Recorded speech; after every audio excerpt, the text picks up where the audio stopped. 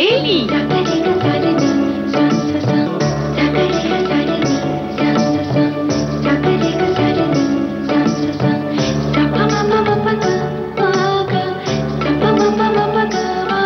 सखी सहेली।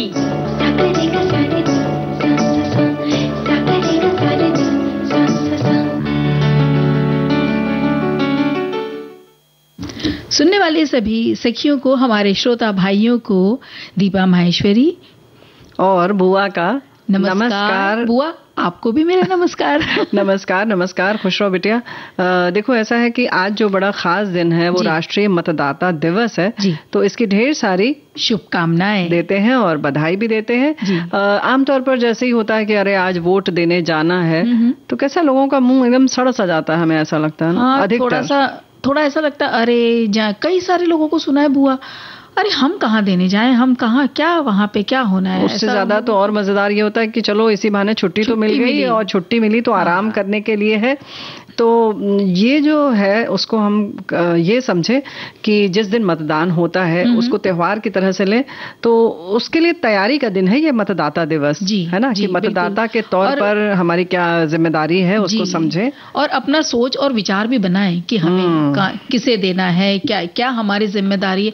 आपके एक मतदान से भाई बहुत सारे लोगों की पड़ता है फर्क पड़ता है। बिल्कुल पड़ता है बुआ, हमें देना चाहिए। और यही तो हम बात करने जा रहे हैं कि कितनी जिम्मेदारी, और ये बहुत जिम्मेदारी वाला काम है। तो कुछ इसके बारे में बात करेंगे। और जब जिम्मेदारी की बात आती है तो ये हमारी जिम्मेदारी है कि आगे के विषय भी हम बता दें आज, और भी क्या क्या हम बात करेंगे। जी चलिए, जब बात हो रही थी ना, अभी आपने बोला था कि सबको ऐसा लगता है कि घूमने जाएं, तो पहले आप अपनी जिम्मेदारी निभाइए, सुबह वोट दीजिए, दिन में आप घूमने चले जाइए। ऐसा भी कर सकते हैं ना। हाँ, ये अच्छा है, और शायद इसीलिए इसी दिन मनाया जाता है राष्ट्रीय पर्यटन दिवस। तो आज राष्ट्रीय पर्यटन दिवस है, तो लगभग हमारे सभी साथी घूमते हैं फिरते हैं, तो उन्हें भी ढेर सारी बधाई देते हैं आज के दिन की, कि खूब घूमिए और मस्त रहिए।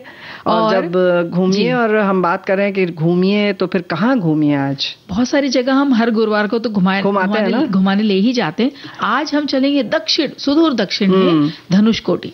तो धनुषकोटी हम चलेंगे, तो वहाँ के नज़ारे बिल्कुल अलग तरह के हैं, बहुत अलग तरह की बातें होंगी। और आज कुछ और भी बताएंगे हम लोग। क्या आज हम एक दिन, या ऐसे कहिए कि वो बात को याद करेंगे कि अंत भला तो सब भला। अरे वाह, मतलब वो दिन याद करो में, है ना? वो दिन याद करो में। चलिए फिर देखिए कि कहीं आप गए घूमने फिरने तो क्या हुआ था, और कुछ ऐसी बात हुई उसके बाद आपको लगा कि हाश, जो भी हुआ था कोई बात नहीं, अंत अच्छा हो गया तो सब भला हो गया। तो साथ साथ इनसे पूछते चलें कि आपको कोई ऐसी घटना याद आ जाए कि भाई आएगी ना, है ना, कि भाई बहुत मुश्किलें हो रही थी, या कुछ अच्छा नहीं लग रहा था, या सब कुछ अच्छा लग रहा था, लेकिन कहीं कुछ मन मसमुसा रहा था, लेकिन आखिरी में जो भी हुआ, आपकी कोई ऐसी घटना जिसमें आखिर में कुछ ऐसा हुआ जहां आपको ये लगा कि हाँ भाई, जो हुआ सब अच्छा हुआ, यानी कि अंत में सब अच्छा हो गया, तो ठीक, बहुत अच्छा हो गया, क्योंकि बीच में भले ही हमने संघर्ष किया। अब जैसे वोटिंग की ही बात है, तो बहुत लंबी लाइन लगाई, धूप लगी, आपको सब कुछ हुआ, लेकिन आपने मन से जिसको चाहा उसको वोट देकर आप आ गए, जो आपने तैयारी की थी, तो आपको लगा कि चलो 4 घंटे हमने इंतजार किया, कोई बात नहीं, अंत भला तो सब भला, हमने वोट दे दिया, है ना। तो ऐसी ही लाइन में कभी लगे होंगे, कभी बच्चे के प्रवेश के लिए गए होंगे, यानी एडमिशन कराने गए होंगे, खुद परीक्षा में गए होंगे, कुछ भूल गए होंगे, फिर आपने परीक्षा अच्छे से दी होगी, तो हो सकता है फिर आपको लगा होगा हश, अंत भला तो सब भला, है ना, होता है।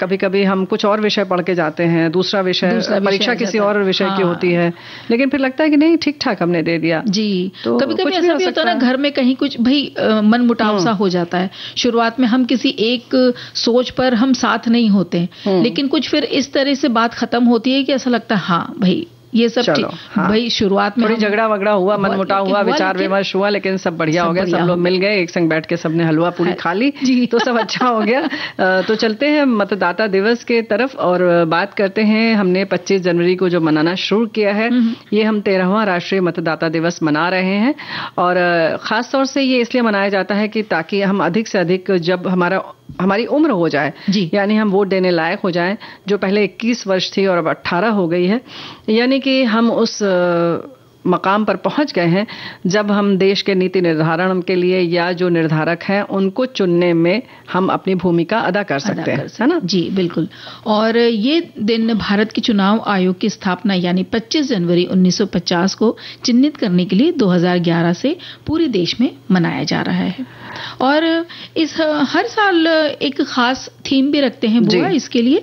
और ये क्योंकि न केवल युवाओं को चुनावी प्रक्रिया में भाग लेने के लिए प्रोत्साहित करता है, बल्कि जो मूल आधार है, मूल अधिकार है जो आपका, उसमें भी समझने के लिए कि भाई ये आपका राइट है, ये हमारा हक भी है, हमारी जिम्मेदारी भी है, तो हमें वोट देना है। और उसके लिए जो काम जैसे आप बता रहे हैं कि भाई वोटर कार्ड बनाना है और हमें अपना नाम हमारा है या नहीं है, वहां पहुंच गया है, ये सब बातों की जानकारी रखें जरूर। पहले तो आप सबसे पहले बात आती है कि आपका मतदाता पहचान पत्र जो है वो आपने बनवा लिया कि नहीं, उसमें पंजीकरण करवा लिया कि नहीं, और फिर उसके बाद जब मतदान वाले दिन नाम आ गया कि नहीं। लेकिन ECI जो है यानी कि इलेक्शन कमीशन ऑफ इंडिया, भारतीय चुनाव आयोग जब स्थापित हुआ 1950 में अस्तित्व में जब आया, तो ये सब इसी मुद्दे रहे कि किस तरह से अधिक लोग अपना जो ये मत है उसका प्रयोग करें, है ना?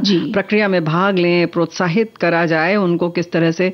तो 2011 से ये निर्धारित किया गया कि ये दिवस मनाया जाएगा। तो जाहिर है कि आज जो है हम लोग बहुत कुछ ऐसा करेंगे ताकि मतदाता, विशेषकर जो नए होते हैं एनरोल, वो और जो पुराने हैं या जो उदासीन हो जाते हैं, वो फिर से प्रेरित हों कि नहीं, हमारी भूमिका है और हमें इसको अदा करना चाहिए। जी बिल्कुल। और यही तो महत्व है इसका, क्योंकि हमारा जो देश है ये एक लोकतांत्रिक देश है और हर नागरिक को वोट देना चाहिए। वो अपना अधिकार और अपना जिम्मेदारी समझते हुए, जैसे अभी आप बात कर रहे थे कि नेता चुनने का हमें जब अधिकार मिलता है तो हमें लगता है कि देश का नेतृत्व जो करेगा, आम लोगों की समस्या भी वो हल करे, परिवर्तन भी वो ले आए, सब कुछ वो कर ले, उसमें सब कुछ वो सक्षम होना चाहिए। वो जो भी नेता बने उसको सब रातों रात उसमें वो सब कुछ हमारा कर दे, लेकिन ऐसा नहीं होता है।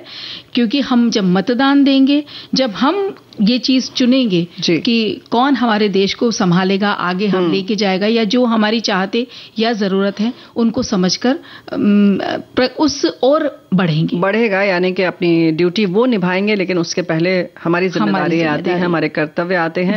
तो हमारे साथी लिखते हैं कि भारत में हर साल किसी न किसी राज्य में विधानसभा चुनाव होते हैं। इसके अलावा हर 5 साल में लोकसभा चुनावों की भी तैयारी होती है। अगले कुछ ही महीने में लोकसभा चुनाव होने जा रहे हैं। चुनाव की पूरी जिम्मेदारी भारत के चुनाव आयोग की होती है, जो देश भर के लोगों को वोट डालने के लिए जागरूक भी करता है। 25 जनवरी को राष्ट्रीय मतदाता दिवस भी मनाया जाएगा। ये लिख रहे हैं, देश भर में इस दिन कई तरह के अलग अलग कार्यक्रम होते हैं और लोगों को वोट डालने के लिए प्रेरित किया जाता है। आज फिर इसी तरीके से मतलब 25 जनवरी को ही क्यों नेशनल वोटर्स डे मनाया जाता है, ये हमारे साथी ने लिखा है, लिख भेजा है। बिल्कुल। और ये भी है बुआ कि मतदान कहाँ कर सकते हैं। आप कहाँ कर सकते हैं? तो चुनाव आयोग किसी व्यक्ति को उसी स्थान पर मतदान देने की अनुमति देता है जहां आप रहते हो। जो आपकी जगह है वहीं पर आपको देना है। और 2 या 2 से अधिक अलग अलग स्थानों से ये अगर कर दिया आपने तो ये सही नहीं है। यानी गलत है ये बिल्कुल। ऐसा कर देते हैं कभी लोग कि भाई हमारे परिवार से सबके जाना चाहिए, तो आज बड़ी बहन नहीं है या परिवार का कोई और सदस्य नहीं है तो चलिए उसके नाम का भी डाल दे। ये तो अपराध है एक तरह से। ये नहीं करना चाहिए। तो इसका भी बिल्कुल ध्यान रखना है। और अगर आपका स्थान बदल जाता है, आपने जहां से पहले आपका वोटर कार्ड बना है, पता बदल गया है, तो हमें इसकी सूचना चुनाव आयोग को जरूर देनी चाहिए। यानी कि जहां वोटर ID कार्ड जो होता है हमारा, उसमें जहां पता होगा वहीं आपका नाम आएगा, तो वहीं आपको जाना पड़ेगा। तो जाहिर है कि अगर आप मान लीजिए मुंबई में रह रहे हैं और आपका कार्ड कहीं और का बना है, तमिलनाडु के किसी शहर का, तो जाहिर है फिर वहां जाना पड़ेगा। इसीलिए समय रहते अगर आप बदलवा लेंगे तो वहीं पर आपका नाम आएगा जहां आप रह रहे हैं। जी बिल्कुल। आप हमारे साथी लिख रहे हैं कि मतदाता दिवस पे ही मुझे अपना मतदान कार्ड मिल गया, बहुत खुश हुआ, पहली बार वोटिंग करने का मौका मिलेगा, बहुत उत्साहित हूं और उंगली पर मत की निशानी नील टीका प्राप्त कर लूं। तो जो नीली नीली टीका होती है यानी जो लगती है, या चिन्ह जो, वो इसके लिए बहुत खुश है, बहुत उत्साहित हैं। ये तो बहुत ही अच्छी बात है। जी जी। और जैसे और हम बातें कर रहे थे कि क्या क्या कौन कौन कहाँ कहाँ कर सकता है, तो भारत के नागरिक के रूप में आप जैसे जब आपका वोटर कार्ड बन गया तो हर 5 साल में चुनाव से पहले मतदान सूची संशोधित होती है, तो वहां पे भी आप ये जरूर सुनिश्चित कर ले कि हाँ हमारा नाम है। और मतदान के समय वोटर आईडी के साथ आप अपना, अगर नहीं है आपका या उस वक्त आप घर पे भूल गए हैं, तो आप अपना पैन कार्ड या ड्राइविंग लाइसेंस या आधार कार्ड भी ले जा सकते हैं। बिल्कुल सही बात है। तो ये तो हो गई सारी जानकारी, लेकिन युवाओं के लिए जागरूकता फैलाने का ये दिन है, तो हमारे साथी सुन रहे होंगे और अपनी जिम्मेदारी समझ रहे होंगे। हमारे साथी ये भी लिख रहे हैं कि जिस दिन मतदान होता है हमारे शहर में, चाहे वो नगर निगम के लिए ही हो, चाहे विधानसभा के लिए हो, चाहे लोकसभा के लिए, मेरी दुकान की छुट्टी नहीं होती है, फिर भी मैं सुबह सुबह जल्दी उठकर मतदान अवश्य करके आता हूँ और समय पर दुकान भी पहुंच जाता हूँ। तो भाई जो भी जिम्मेदार होता है ना, वो सारे काम समय से कर ही लेता है। बस इच्छा होनी चाहिए। एक और बड़े मजे का संदेश आया बुआ। मतदान और कन्यादान दोनों सोच समझ कर ही करना चाहिए। क्या बात है। ये बात मेरे पिताजी ने पहली बार समझाई जब मैं वोट देने जा रहा था। उन्होंने एक वोट का जो महत्व होता है उसको बहुत अच्छी तरह समझाया और ये भी बताया कि एक वोट कितना महत्व का है और ये मेरा मौलिक अधिकार है। जब पहली बार कतारबंद होकर वोट किया और वोटर देकर अपनी उंगली पर काले दाग को दिखाया तो उन्होंने मेरी पीठ थपथपाई और बोले कि बेटा अब तुम बड़े हो गए हो। तो भाई ये होता है अपनी जिम्मेदारी निभाना। जी। और अब समय हो गया एक गीत सुनने का।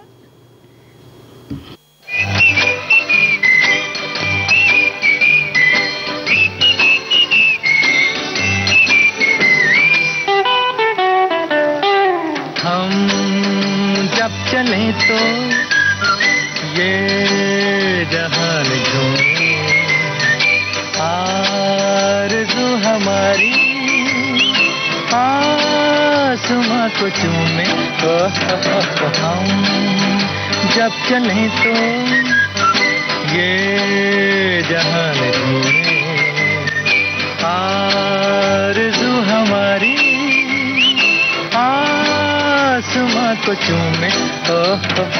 हम जब चले तो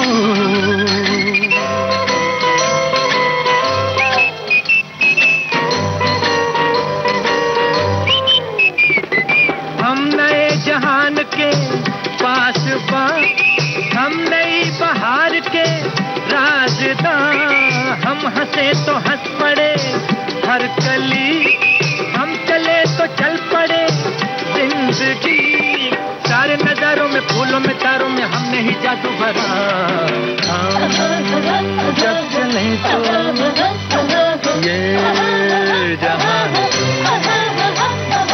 आरज़ू हमारी आसमां को चूमे।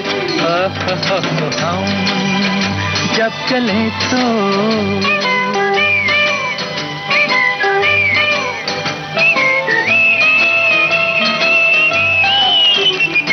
हमसे है फिजाओं में रंग बू, हम हैं इस जमीन की आबरू। नदियों की रागनी हमसे है, हर तरफ ये ताजगी हमसे है। सारे नजारों में, फूलों में, तारों में हमने ही जादू भरा। हम जब चले तो ये जहान आरज़ू हमारी आसमां को चूमे। हम जब चले तो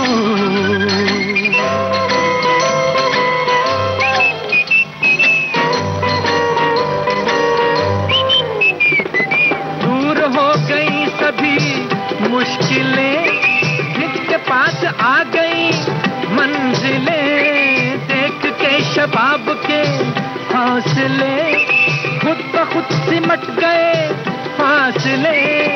सारे नजारों में, फूलों में, तारों में हमने ही जादू भरा। हम जब चले तो ये जहान आरज़ू हमारी आसमां को चूमे हम जब चले तो। तो भाई ऐसा है कि बड़ा प्यारा सा ये गीत हमने सुना अभी जी, और हम फिर से हाजिर हो गए। हम बात कर रहे थे अपनी जिम्मेदारी की, उत्सव मनाने की, और जो हमारा खास दिवस होता है यानी कि राष्ट्रीय मतदाता दिवस। लेकिन उत्सव तो उस दिन होता है जिस दिन मतदान देना होता है ना। बिल्कुल। कितने हमारे साथी खुश हो गए कि मिला उन्हें अपना पहचान पत्र। उसके संग संग ये कि किस तरह से दुकान भी चलाते हैं समय से और अपना मत भी देने जाते हैं। बिल्कुल। और जैसे बहुत सारे इस तरह के दिवस के लिए एक थीम हर साल बनाई जाती है। तो मतदाता दिवस की भी एक थीम है और इस साल की थीम है बुआ nothing like voting, I vote for sure. ये हमारे सखियों ने भी लिख भेजा है संदेश में। बिल्कुल, संदेश में भी आया है। तो बहुत सारी जानकारी हमारे साथी भी साझा करते हैं। एक बात और है दीपा बिटिया कि बहुत सारे हमारे जो साथी हैं जो पहले से बराबर लगातार संदेश लिखते रहते हैं, उनका तो बहुत बहुत धन्यवाद। लेकिन स्वागत के हकदार वो भी हैं, पुराने तो साथी स्वागत के हकदार हैं ही, वो भी हैं जो बहुत सारे हमारे नए साथी जुड़ रहे हैं। उन सबका भी हम स्वागत करते हैं इस मंच से। और आज मनाते हैं राष्ट्रीय पर्यटन दिवस। हाँ बिल्कुल। तो घूमने भी जाएंगे लेकिन पहले दिवस मना लेते हैं। बिल्कुल जी हाँ, क्योंकि इसका भी उद्देश्य तो यही है कि पर्यटन क्षेत्र को प्रोत्साहित करना, पर्यटन को बढ़ावा देना। और आजादी के अगले वर्ष यानी 1948 से ही हो गई थी इस दिवस को मनाने की शुरुआत तो। जी बिल्कुल। और ये जो जब बाद में एक पहली जो पर्यटन समिति, यातायात समिति का जब गठन हुआ था आजादी के 1 साल बाद ही, तो 3 साल बाद 1991 में कोलकाता और चेन्नई में पर्यटन विकास के क्षेत्रीय कार्यालयों में शुरुआत हुई। सबसे पहले कोलकाता चेन्नई में उनके कार्यालय बने। ये मतलब 1951 की बात है। 1951 की बात 1951। अच्छा। और फिर बाद में दिल्ली, मुंबई और कोलकाता में भी पर्यटन कार्यालय बने। फिर वर्ष 1998 में पर्यटन और संचार मंत्री के नेतृत्व में पर्यटन विभाग की स्थापना बाकायदा हुई। जी, तो भाई भारत का पर्यटन दिवस 25 जनवरी को मनाते हैं। वहीं इंटरनेशनल टूरिज्म डे जो है वो 27 सितंबर को मनाया जाता है। ये तो आप सब जानते ही हैं। लेकिन हम अलग से इसलिए मनाते हैं कि हमारे यहाँ बहुत सारी घूमने की जगह है। और पर्यटन के क्षेत्र के महत्व को समझना, सार्वजनिक रूप से जागरूकता बढ़ाना, सामाजिक, राजनीतिक, आर्थिक और सांस्कृतिक योगदान के संदर्भ में पर्यटन के मूल्य के बारे में वैश्विक जागरूकता बढ़ाना। और ये दिन जो है देश की अर्थव्यवस्था के लिए भी बहुत महत्वपूर्ण है क्योंकि पर्यटन के महत्व को उजागर करा जाता है इससे, और इससे बहुत सारे लोग जो है पर्यटक आते हैं तो जाहिर है कि हमारे देश की अर्थव्यवस्था में वृद्धि होती है, अर्थव्यवस्था सुदृढ़ होती है। जी बिल्कुल। बहुत सारी चीजें जो हैं जुड़ती हैं। जी बिल्कुल। और ये देखिए ना, देश की जो कुल जीडीपी है उसका 9.2% और रोजगार का 8.1% योगदान देता है पर्यटन का क्षेत्र। कितना महत्वपूर्ण है। जी। और देश भर में अलग अलग तरीके से मनाते हैं बुआ पर्यटन को, कि कहीं पर राष्ट्रीय स्तर पर, अंतर और राज्य स्तर पर अलग अलग कार्यक्रम हो रहे हैं आज, और सेमिनार कहीं पर होता है, कहीं पर सांस्कृतिक कार्यक्रम हो रहे हैं। तो कोशिश की जा रही है कि भाई ज्यादा से ज्यादा लोगों को पता चले कि आज पर्यटन दिवस है। तो हमें कुछ ना कुछ हम जानकारी भी रखें और इस क्षेत्र में, ये पर्यटन के क्षेत्र को आगे बढ़ाने में कैसे मदद करें, कहीं घूमने जाते हैं। जी हाँ बिल्कुल। और हमारे साथी लिख रहे हैं कि 25 जनवरी को राष्ट्रीय पर्यटन दिवस मनाया जा रहा है। विविधताओं के देश भारत में 28 राज्य और 8 केंद्र शासित प्रदेश हैं। अलग अलग राज्यों की अलग अलग संस्कृति, ऐतिहासिकता, धरोहर है। ऐसे में संपूर्ण भारत की एक खूबसूरत पर्यटन स्थल है हमारा देश। भारत ही एक खूबसूरत पर्यटन स्थल है जिसकी यात्रा, धर्म, आध्यात्म, रोमांच, ऐतिहासिकता और प्राकृतिक नज़ारों से परिपूर्ण है। पर्यटन के लिहाज से भारत समृद्ध राष्ट्र है जहां कश्मीर से कन्याकुमारी तक घूमने के लिए पहाड़ों से समुद्र तटों तक का विकल्प आसानी से मिल सकता है। विदेशों में भी भारत के पर्यटन स्थल काफी मशहूर हैं। हर साल हजारों लाखों विदेशी पर्यटक भी भारत भ्रमण के लिए आते हैं। जी बिल्कुल। जैसे उन्होंने सही कहा बुआ कि एक क्षेत्र का रहने वाला इंसान, मान लीजिए कोई पहाड़ी इलाके में रहता है, अब उन्हें पता ही नहीं कि समुद्र कैसा होता है या समुद्री तट पे जाना वो क्या अनुभव है, तो वो दक्षिण की ओर जा सकते हैं। या जो भी तटीय स्थान है, जैसे मुंबई ही कह लीजिए, जी। तो ऐसी जगह पर आकर के घूम करके वो उसका भी आनंद ले सकते हैं, और जो लोग तटीय स्थान पे रहते हैं वो पहाड़ियों पे जाकर के घूम देखो जाते ही हैं, और पर्यटन जो है वो इसीलिए भी है क्योंकि जो विविधता है वो हम देखते हैं। इसके संग संग देश का जो है, हमने बताया ना कि जीडीपी जो ग्रोथ रेट जो है जी। वो बढ़ती है। इससे खुद तो मन प्रसन्न होता ही है, हम आनंदित होते हैं, समय बहुत अच्छा गुजरता है। पहले से जब तैयारी करते हैं तब बहुत खुश होते हैं, फिर आने के बाद भी सालों तक बहुत खुश रहते हैं, याद करते हैं कि कहाँ गए थे और क्या हुआ था, कितनी ठंड थी, या देखो हमने इस जगह पे इस तरह से पहना। जो वहाँ के हम ये वहीं के जो पारंपरिक वस्त्र हैं उसको जब उसके बाद जो तस्वीरें खिंचवाते हैं तो कुछ साल के बाद वो देखकर बहुत अच्छा लगता है कि अरे देखो हम कितने अच्छे लग रहे हैं, जैसे अभी आपने बोला। और साथ में ये भी है ना बुआ कि लेकिन एक बात है कि जो तुमने वस्त्र की बात कही उस पर हमारे एक साथी ने पिछले बार ये बताया था और याद दिलाया था कि प्रयास करें कि इस बात को देखें कि वो वस्त्र कहीं किसी का पहना हुआ तो नहीं है। तो प्रयास ये करें कि आप वहाँ की कोई फोटो ले आएं और यहाँ पर आप भले ही उसको कर लें। अब तो कुछ लोग ऐसे पुतले भी बना के रखते हैं जिसमें आप बस पीछे खड़े हो जाइए और चेहरा आ जाता है और बाकी चीजें वैसी की वैसी ही रहती हैं। तो ऐसा कुछ है तो आप ख्याल रखें कि कहीं कोई वस्त्र पुराना तो नहीं है, किसी का पसीना लगा हो, किसी को कोई बीमारी हो, तो इस बारे में जरूर सजग रहिएगा, है कि नहीं? ये बात भी साथ साथ अच्छी बात है कि ये बाद में कुछ लेकर आप भले ही आ जाएं याद करके, लेकिन कोशिश यही करें। जी। और ये भी रहता है बुआ, कोई जगह ऐसी है जहाँ पर सिर्फ पर्यटन की वजह से ही उन्हें कमाई मिलती है। बिल्कुल, बहुत सारे ऐसे क्षेत्र हैं। तो ये पर्यटन आधारित वहाँ पे धनार्जन होता है उनका, तो उनकी रोजी रोटी के लिए भी जरूरी है कि अगर हम बना रहे हैं जाने का प्रोग्राम तो एक बार सोच भी सकते हैं कि हम ऐसी जगह ढूंढ ले, वहां जाना तो है, अगर हर साल भर में नहीं तो 2 साल में या 3 साल में जाते हैं तो ऐसी जगह जाएं, वहां के अर्थव्यवस्था की या वहां के लोगों की जो स्थानीय लोग हैं उनको भी कुछ कमाई मिल सके, हमारी ऐसी कोशिश रहे तो कितना अच्छा लगेगा। बिल्कुल सही बात है। और हमारे साथ ये भी लिख रहे हैं कि देश में पर्यटन को बढ़ावा देने के लिए भारत सरकार के पर्यटन मंत्रालय की ओर से 25 जनवरी को राष्ट्रीय पर्यटन दिवस मनाया जाता है। ये भी लिख रहे हैं कि भारतीय सभ्यता और संस्कृति से जुड़े स्थलों के बारे में लोगों के बीच प्रचार प्रसार करना है। पर्यटन क्षेत्र में ज्यादा रोजगार के अवसर पैदा करना भी उद्देश्य है। विविधताओं का देश है हमारा देश, यहाँ के ऐतिहासिक सांस्कृतिक स्थल विश्व में अपनी एक अलग पहचान रखते हैं। कश्मीर से कन्याकुमारी तक प्रकृति ने अपना भरपूर सौंदर्य बिखेरा हुआ है। सौंदर्य को देखने के लिए हर साल लाखों करोड़ों लोग भारत की यात्रा करते हैं। तो वही विविधता की जो बात है वो हम अपने देश की भी नहीं जान पाते, उसको जानना बहुत जरूरी है। तो घूमिए और आज के दिन को सार्थक कीजिए। जी बिल्कुल, और साथ में एक गीत भी सुन लीजिए। जी हाँ।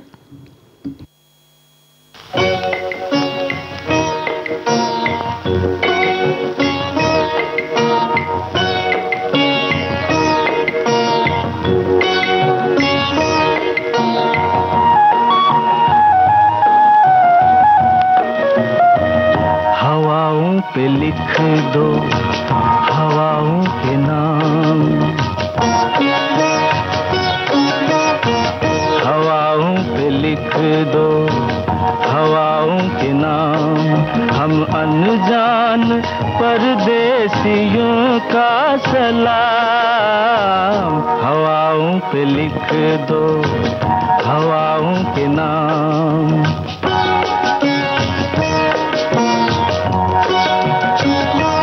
ये किसके लिए है बता किसके नाम, ये किसके लिए है बता किसके नाम। ओ पंछी तेरा ये सुरीला सलाम, हवाओं पे लिख दो हवाओं के नाम।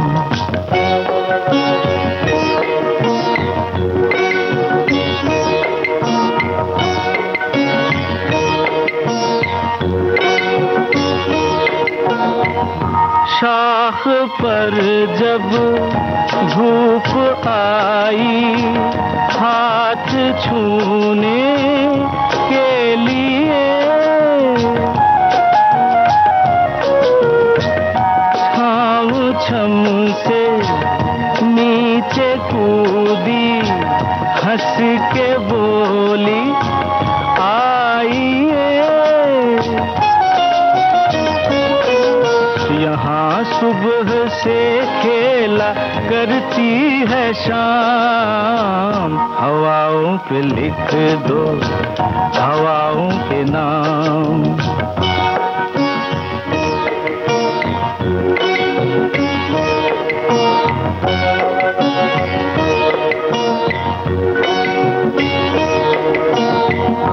चुलबुलाए पानी अपनी राह बहना भूल कर,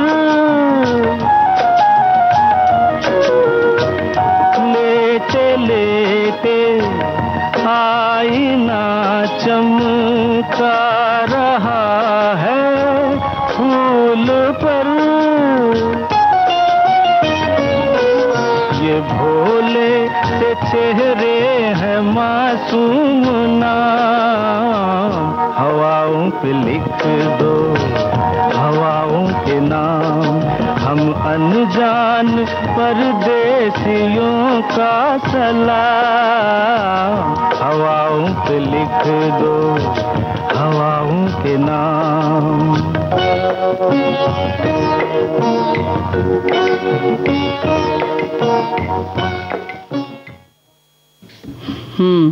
तो भाई देखो ऐसा हवाओं में चलें कहीं। इतना महत्वपूर्ण काम किया है हम लोगों ने आज जी, मतदाता दिवस मनाया है, मना रहे हैं जी। और इसके संग संग पर्यटन स्थल पर चलेंगे ही चलेंगे, चलना ही पड़ेगा क्योंकि आज पर्यटन दिवस है, बड़े अच्छे दिन पड़ा है ये। और ये जो ठंडी ठंडी हवाएं चल रही हैं उसका साथ लेते हुए, उसका आनंद लेते हुए। लेकिन कुछ हमारे साथी जो इस ठंडी हवा में ऐसे गुम हो गए कि लिख रहे हैं कि धनुषकोडी लगता है कि जगह सुनी हुई भी है और हम गए हुए भी हैं, आज शायद सुनेंगे तो याद आ जाएगा। यानी ये तो अच्छी बात है बुआ कि वो काफी जगह घूमने जाते हैं, इसलिए मतलब शायद भूल ज्यादा गए। घूम, हमें तो याद नहीं रहता है, बच्चों से भी पूछते हैं सुनो फला जगह जब ये हुआ था तो वो कौन सी जगह थी। तो ऐसा भी होता है जी। और आप अगर ज्यादा घूमते हैं तो सब चीज गड्ढमड्ढ भी हो जाती है कि अरे हाँ हम गए तो थे क्या। कहीं कहीं नौकरियां ऐसी होती ना जहाँ पर कि आपको मिल जाने का मौका मिलता है काफी, तो फिर वो बाद में कुछ ऐसा भूल जाते हैं। तो हाँ। ये भी एक किस्मत की बात है भाई, बड़ी अच्छी बात है कि अगर आप भूल भी रहे यानी कि बहुत सारी जगह जा रहे हैं। जी हाँ, और ये अच्छी बात है कि हमारे साथियों ने भी बड़ी ढेर सारी बातें साझा की हैं जी। अच्छा लगता है कि इन लोगों को इतनी जानकारी है और हमारे साथ शामिल हो जाते हैं घूमने में, है ना जी। आज तो चलिए चलते हैं, जैसे कि वो लोग भी चल रहे हैं कि धनुषकोडी तमिलनाडु राज्य में स्थित ये छोटा सा शहर है और कोरोमंडल तट पर घूमने लायक ये जगह है और अपनी सुंदरता और ऐतिहासिक महत्व के लिए बड़ा प्रसिद्ध है जी। समुद्र के शानदार आप दृश्य यहाँ पे देखिए, तट को आप उसका आनंद लीजिए और कुछ प्राचीन खंडहर हैं, क्यों बने खंडहर हम उसके बारे में भी आगे बात करेंगे। जी हाँ बिल्कुल जी। तो बात ये हुई थी असल में बुआ कि हाँ। पहले ये धनुषकोडी बड़ा एक अच्छा व्यापार, समृद्ध व्यापार केंद्र था, लेकिन 22 दिसंबर 1964 की रात को धनुषकोडी में लगभग 280 किलोमीटर प्रति घंटे की रफ्तार से आए एक भयंकर चक्रवात ने शहर की किस्मत हमेशा के लिए बदल दी।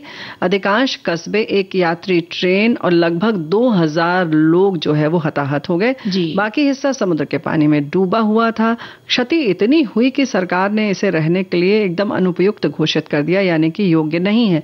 लेकिन बाद में इसे पर्यटन के दृष्टिकोण से ठीक किया गया और अब लोग यहाँ घूमने आते हैं जी। तो ये जो बड़ी महत्वपूर्ण बात है, इसके बारे में हमारे साथी ने एक और अच्छी सी बात साझा की है जी। और वो लिखती हैं कि मैं खुशनसीब हूँ, मैंने ओरिजिनल धनुषकोडी देखा है। क्या बात है? 8 साल की उम्र में मैंने स्टेशन देखा है, एक केबिन नुमा छोटा सा स्टेशन था। और फिर वही लिख रही है कि 1964 में चक्रवात तूफान ने धनुषकोडी खत्म हो गया था। अरे यानी कि उन्होंने उसके पहले उन्होंने देखा जी, यही तो लिखा ओरिजिनल देखा, ओरिजिनल देखा है। तो एक छोटा सा अंतराल लेना ही पड़ेगा, समय आ गया जी।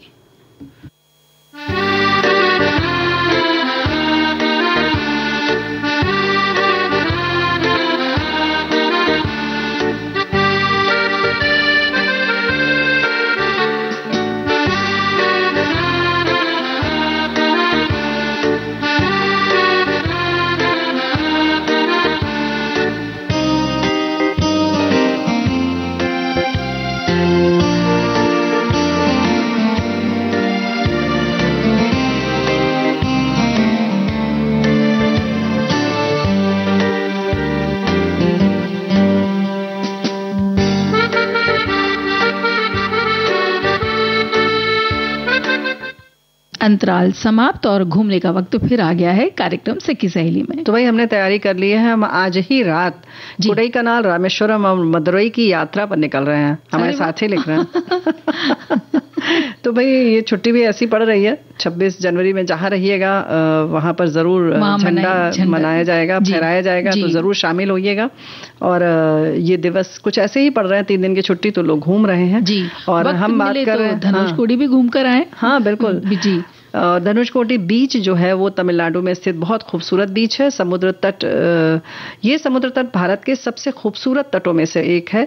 अपनी प्राचीन सफेद रेत और क्रिस्टल साफ नीले पानी के लिए जाना जाता है। तैराकी, धूप सेंकना, बीच वॉलीबॉल जैसी विभिन्न गतिविधियां यहाँ पे होती हैं, उसका आप मजा ले सकते हैं। दक्षिण सिरे पर स्थित जो है ये बहुत ही खूबसूरत समुद्र तट है। रामेश्वरम से लगभग 25 किलोमीटर दूर है।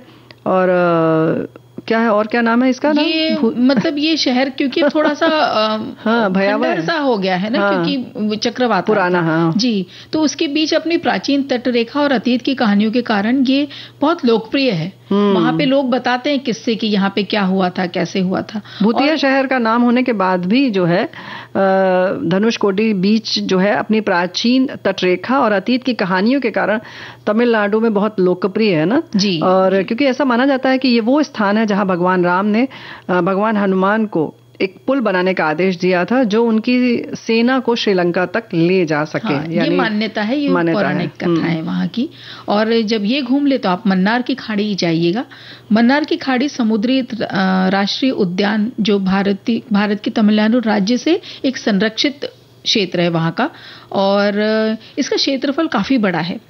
इस पार्क में, ये जो पार्क है राष्ट्रीय उद्यान, और इसके आसपास जो निकट में जो आवास में तटीय पौधे हैं और जानवर हैं, वो उनकी बहुत विविधता है। बहुत प्रकार के यहाँ पे डॉल्फिन्स होते हैं बुआ, जैसे कि Indo Pacific dolphin, bottle nose dolphin, finless porpoise, spinner dolphin, सामान्य डॉल्फिन भी मिलते हैं, रिस्सो डॉल्फिन, तरबूज के सिर जैसे वेल यहाँ पे आपको देखने मिल जाएगी, बौना शक्राणु वेल भी यहाँ पे शामिल है। क्या बात है।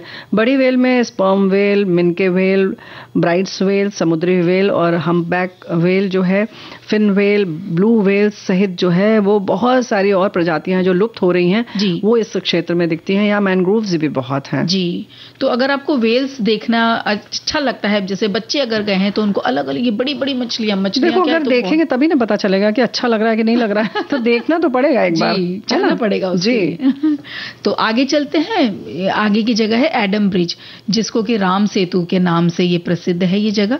और भारत में ये जो यहीं पे जो जी दक्षिण पूर्वी तट पर पंबन द्वीप है, जिसे रामेश्वर द्वीप भी कहा जाता है, उसके उत्तर पश्चिमी तट पर मन्नार द्वीप के बीच ये चूना पत्थर की एक श्रृंखला बनी हुई है। और भूवैज्ञानिक विशेषण ये कहते हैं कि ये पुल भारत और श्रीलंका के बीच एक पूर्व भूमि संबंध था। मतलब पहले जो भूमि का संबंध था इस जगह से। और ये पुल 50 किलोमीटर लंबा और 3 किलोमीटर चौड़ा है। मन्नार की खाड़ी को पाक जल मरुमध्य से अलग करता है। और ये पुल भारत के पंबन द्वीप के धनुषकोडी सिरे की तटों की एक श्रृंखला के रूप में शुरू होता है। श्रीलंका के मन्नार द्वीप पर ये, वहां पे भी एक मन्नार द्वीप है, तो वहां पे समाप्त होता है। ये एक पक्की सड़क द्वारा श्रीलंका की भूमि से जुड़ा हुआ है। पंबन द्वीप हिंद महासागर में स्थित एक द्वीप है और तमिलनाडु के रामनाथपुरम जिले के रामेश्वरम तालुक का हिस्सा है। ये द्वीप पंबन ब्रिज द्वारा भारत की मुख्य भूमि से जुड़ा हुआ है।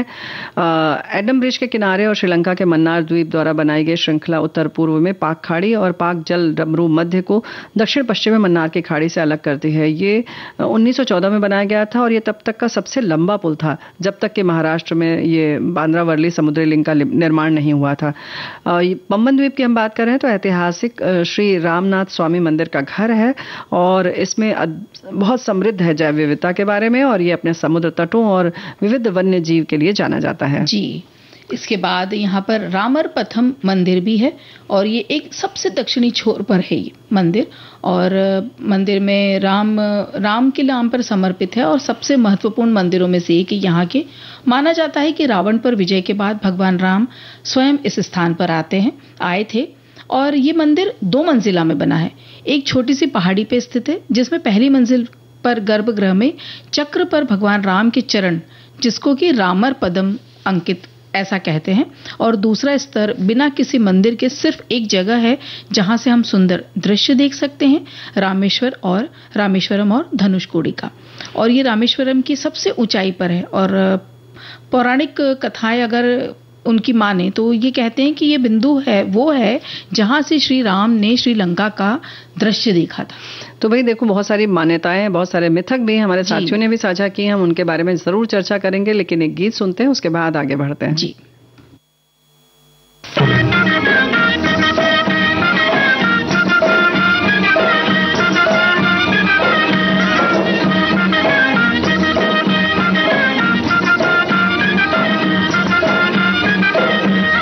सागर का झलमल पानी मछलियाँ बल खाती जाए, देखो बल खाती जाए मतवारी, बल खाती जाए, देखो बल खाती जाए मतवारी।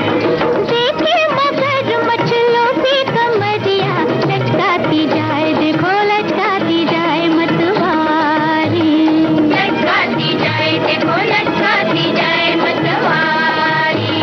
सागर का झलमल पानी मछलियाँ बल खाती जाए, देखो बल खाती जाए मतवारी, बल खाती जाए, देखो बल खाती जाए मतवारी।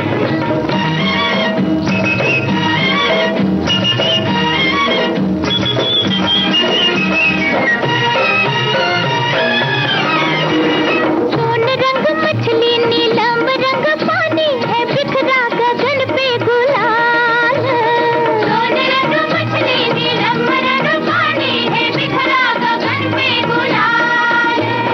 चुपके किनारे से बूढ़े मछेरे ने फैलाए रेशम के जाल, चुपके किनारे से बूढ़े मछेरे ने फैलाए रेशम के जाल। बच बच के जाए वो हाथ नहीं आए, वो देखो मछलियाँ की चाल।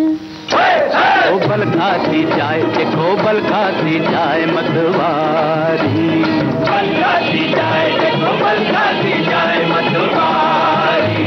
देखे मगर मछलों की कमरिया लचकाती जाए, देखो लचकाती जाए मतवारी, लचकाती जाए, देखो लचकाती जाए मतवारी।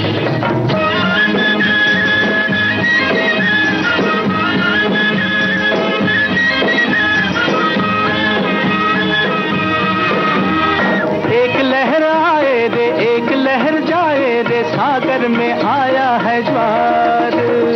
एक लहर आए रे, एक लहर जाए रे, सागर में आया है ज्वार। प्रीतम से मिलने को मिलते मचाने को मछली का दिल बेकरार। प्रीतम से मिलने को मिलते मचाने को मछली का दिल बेकरार। ओ चुप चुप के जाना है, जल्दी से आना है, प्रीतम है सागर के पार। लचकाती जाए, देखो लचकाती जाए मतवारी, लचकाती जाए, देखो लचकाती जाए मतवारी। सागर का झलमल पानी मछलियाँ बल खाती जाए, देखो बल खाती जाए मतवारी, बल खाती जाए, देखो बल खाती जाए मतवारी, लचकाती जाए, देखो लचकाती जाए मतवारी। तो बहुत सारी जगहें हैं, बहुत सारे मिथक हैं, जैसा कि हम गीत से पहले बता रहे थे, वो भी हम करेंगे बात, लेकिन पहले चलते हैं पंचमुखी मंदिर। ये जो है प्रसिद्ध मंदिर है, भगवान हनुमान का है मंदिर, जिनकी पूजा उनके 5 सिर वाले रूप में की जाती है। माना जाता है कि यहाँ अपने 5 मुखों को उन्होंने उजागर किया था, जो इस स्थान को बेहद पवित्र बनाता है। रामेश्वरम में सबसे अधिक देखे जाने वाले महत्वपूर्ण स्थानों में से एक है, इसका महत्व है। और जाहिर है कि बहुत कम जगहों पर 5 मुख वाले हनुमान जी मिलते हैं, पंचमुखी हनुमान जी कहते हैं इनको। और वास्तुकला इसकी बहुत खूबसूरत है और कहा जाता है कि तमिलनाडु के सबसे पुराने मंदिरों में से एक है। जी, और इसी को लेकर बहुत सारे संदेश भी आए हैं बुआ जी, ये सबसे पहला संदेश देखिए कि हमारे देश में ऐसी कई जगह हैं जिनके बारे में बहुत कम लोग जानते हैं। ऐसी ही जगह है धनुषकोडी, भारत के तमिलनाडु, ये तो हम बता ही चुके कि पूर्वी तट पर रामेश्वरम द्वीप के किनारे है और इसे भारत का अंतिम छोर भी कहा जाता है। ये वो जगह है जहां से श्रीलंका दिखाई देता है। ऐसा नहीं है कि ये जगह पहले से ही वीरान थी, एक समय था ढेर सारे लोग रहते थे, लेकिन जब ये जगह वीरान हो गई, लेकिन अब ये जगह वीरान हो गई। धनुषकोडी भारत और श्रीलंका के बीच स्थित है, जो दोनों देशों के बीच एकमात्र ऐसी स्थलीय सीमा है जो पाक जल संधि में बालू के टीले पर मौजूद है, जिसकी लंबाई 50 गज है। इसी कारण से इस जगह को विश्व लघुत्तम स्थानों में से एक माना जाता है। तो हमारे साथी ये लिख रहे हैं कि पर्यटन स्थल धनुषकोडी की सैर करते हुए चलिए। अच्छा हाँ, 40 साल पुरानी यादें ताजा हो गई। सन 1984 में रामेश्वरम गए थे, तब ये स्थल देखा था। आज तो ये जगह का विकास हो गया होगा। हम गए थे तब वहां पहुंचने के लिए सिर्फ रेल मार्ग ही उपलब्ध था, अब रोड भी बन गई होगी। सही बात है जी। और एक और संदेश है, इस पतित पावन धनुषकोडी तीर्थ में जप तप स्नान दान आदि करने से महापातकों का नाश, मनोकामना की पूर्ति और सद्गति मिलती है। धनुषकोडी का दर्शन करने वाले व्यक्ति के हृदय की अज्ञानमय ग्रंथि कट जाती है, उसके सब संशय दूर हो जाते हैं और संचित पापों का नाश हो जाता है। यहाँ पिंडदान करने से कल्प पर्यंत तृप्ति मिलती है और धनुषकोडी में पृथ्वी के 10 कोटि सहस्त्र यानी 1 खरब तीर्थों का वास कहते हैं। तो भाई इस तरीके की बहुत सारी चीजें जो हैं जुड़ी हैं, वो हमारे साथी लिख रहे हैं। इन्होंने भी ये भी लिखा है कि रेतीले तट का समुद्र खंड देखा जा सकता है, ये भी लिख रहे हैं। इन्होंने ये भी लिखा है हमारे साथी ने कि नासा द्वारा जारी एक हालिया छवि ने भूमि निर्माण के अस्तित्व की पुष्टि की है, जो निश्चित रूप से मानव निर्मित है।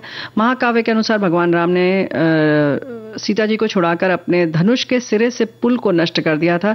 इस प्रकार शहर का नाम धनुषकोडी हो गया, जिसका अर्थ धनुष का अंत लिखा है।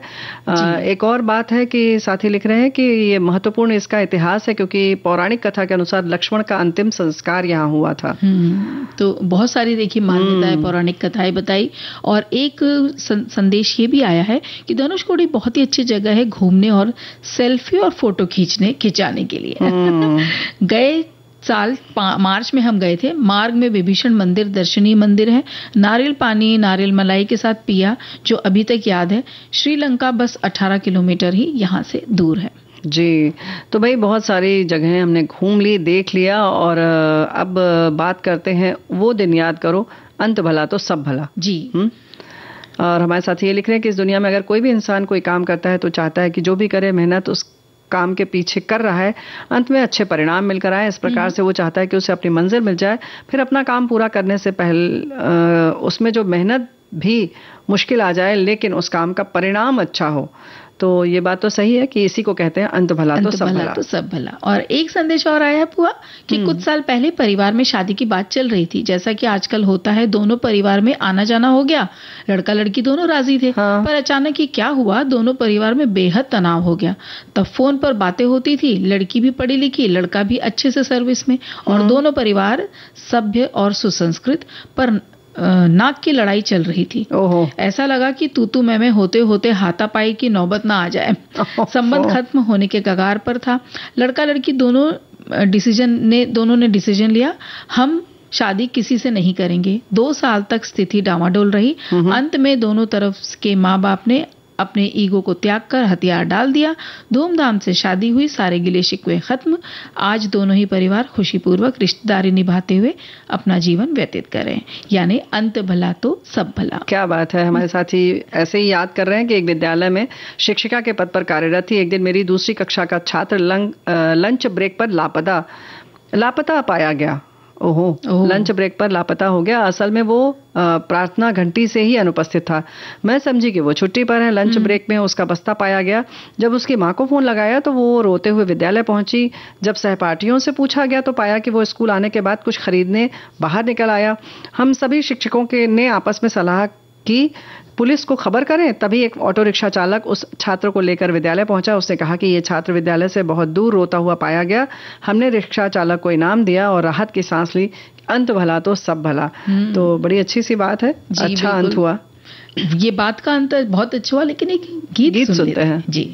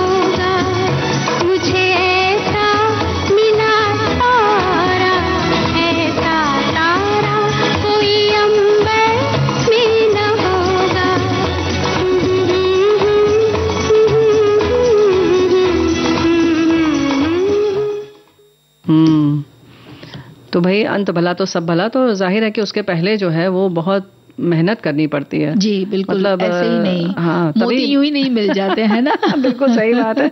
वैसे हमारे साथी लिख रही हैं कि अंत भला तो सब भला, ऐसा तो मेरी शादी तय के प्रसंग में हुआ। हम दोनों ने एक दूसरे को देखा नहीं, मिले नहीं, अरेंज शादी की। ऊपर से हमारे जानने वाले एक सज्जन ने लड़की की कुंडली देखकर सलाह दी, अगर सुखी जीवन जीना है तो जो पत्नी बोले उनकी हाँ में हाँ मिलाओ। इसी मंत्र का जप करते 20 साल सफलतापूर्वक बीत गए। हम दोनों का सामंजस्य उत्तम है, इसी को कहते हैं अंत भला तो सब भला। क्या बात भाई दीपा बिटिया, ऐसा है कि पहली बात तो अभी 20 वर्ष हुए हैं, इसको अंत नहीं कहिए आप, अभी तो शुरुआत है। और दूसरा एक बात और है कि निश्चित जो है आपकी श्रीमती जी भी आपके हाँ में हाँ मिलाती होंगे, सिर्फ आप नहीं मिलाते होंगे, ये दोनों तरफ से ही होता है। दोनों तरफ से होता बस है। हम लड़कियां भी बदनाम हैं, बस ऐसे ही है ना। हमें तो यही लगता है पत्नी का सुनो और सुखी रहो, ऐसा नहीं है। आपकी भी सुनती हैं खूब अच्छे से, तभी चलती है, पुरुष कोई पीछे नहीं है ना। हाँ बिल्कुल सही बात है बुआ, और इस बारे में तो किसी और दिन खूब सारी बातें करेंगे ना। हाँ, पूरा करना पड़ेगा जी। और एक और संदेश आया है अंत भला से लेकर कि राजगीर में मेले में मेरी छोटी बहन खो गई थी और हम लोग सभी घबराए हुए उसकी तलाश में जुटे थे। शाम होने को चली थी लेकिन उसका कोई पता नहीं चल रहा था। तब हार कर पिताजी थाने गए थे, तब तक रात होने लगी थी। थोड़ी देर के बाद एक महिला समूह एक बच्चे को लेकर हमारे तरफ ही आ रही थी। जैसे ही वह नजदीक आई तो मैंने अपनी बहन को पहचान लिया और अंततः हमारी खोई हुई बहन मिल गई। तो सबने सबसे पहले ईश्वर को धन्यवाद दिया और कहा, हे भगवान, अंत भला तो सब भला, और हम लोग खुशी खुशी अपने घर लौट आए।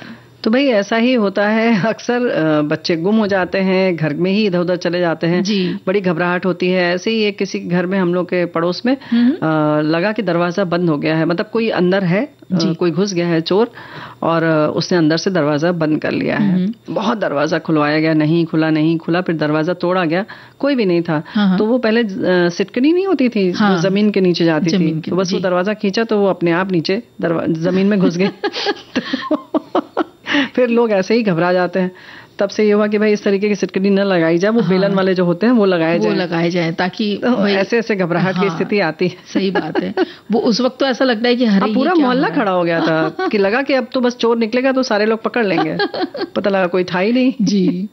और एक और संदेश आया है कि अक्सर कहा सुना जाता है कि कर भला हो भला, अंत भला तो सब भला, परंतु जीवन और संसार में क्या भला और क्या बुरा, क्या पुण्य और क्या पाप, इस संबंध में कोई भी व्यक्ति अंतिम या निर्णायक रूप से कुछ नहीं कह सकता। मुझे तो जो चीज या बात अच्छी नहीं लगती वह दूसरे को बुरी भी लग सकती है, पर यदि हम यही मानकर मनमानी करने लगे, अपने आसपास रहने वालों की इच्छा, आकांक्षा या भावना का ध्यान न रखें, तब भला ये जीवन समाज कैसे ठीक ढंग से चलकर विकास कर सकता है। निश्चय ही हर मनुष्य की अपनी इच्छा आकांक्षा के साथ साथ पूरे समाज का भी ध्यान रखना पड़ता है। इसी में अपना और सबका भला होता है। क्या बात है। तो भलाई की बात पे हमारे साथी लिख रहे हैं, औषधियां खाई नहीं जाती, नीम कड़वा होने के कारण पिया नहीं जाता, आंवला कसैलेपन के कारण नहीं खाया जाता, लेकिन ये सभी जानते हैं कि इनके सेवन से हमेशा अच्छा परिणाम मिलता है। आंवले को अमृत फल, क्योंकि इसका अंतिम परिणाम बहुत सुखद होता है, बाद में ही पता चलता है। इसी प्रकार से इंसान होने के नाते हमें भी कुछ ऐसे काम करने पड़ते हैं जिन्हें करना हमें पसंद नहीं होता, लेकिन उसके अच्छे परिणाम होते हैं। तो काम करने के लिए हम फिर राजी हो जाते हैं, और उस काम को करने के बाद हम कह सकते हैं अंत भला तो सब भला। जी। और जब सब भला होता है तो हर जगह खुशियां ही खुशियां होती हैं। खुशियां ही खुशियां बिल्कुल होती हैं।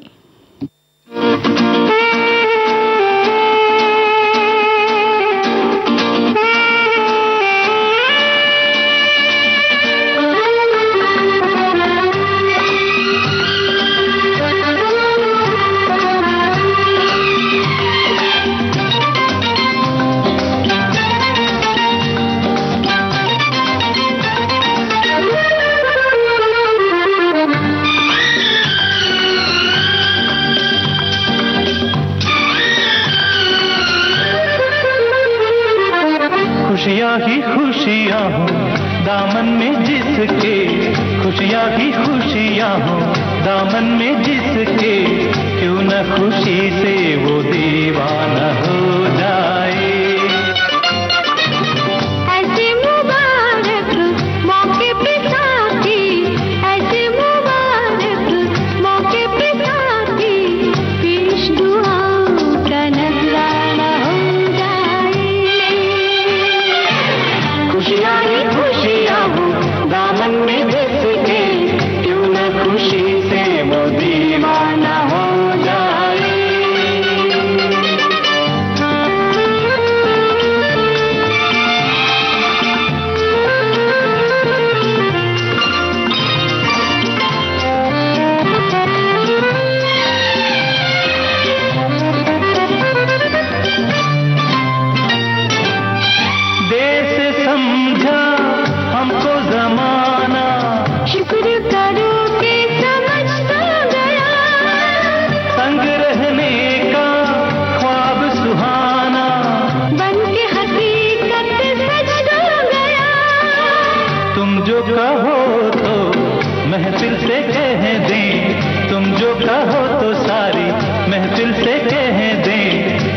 में मशहूर अफसाना हो जाए। खुशियाँ ही खुशियाँ हो दामन में जिसके, क्यों न खुशी से वो दीवाना हो जाए।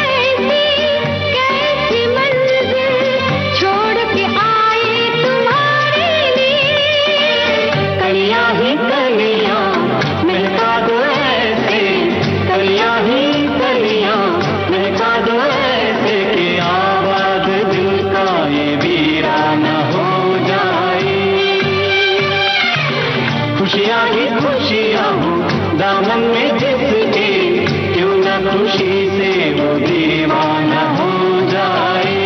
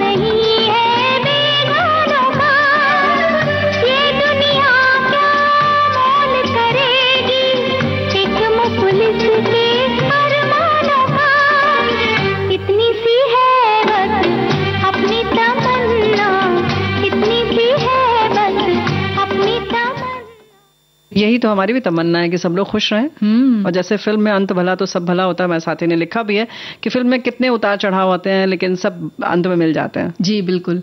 और इसी तरह से आज हम विदा लेते हैं आप सभी को। दीपा माहेश्वरी और बुआ का नमस्कार।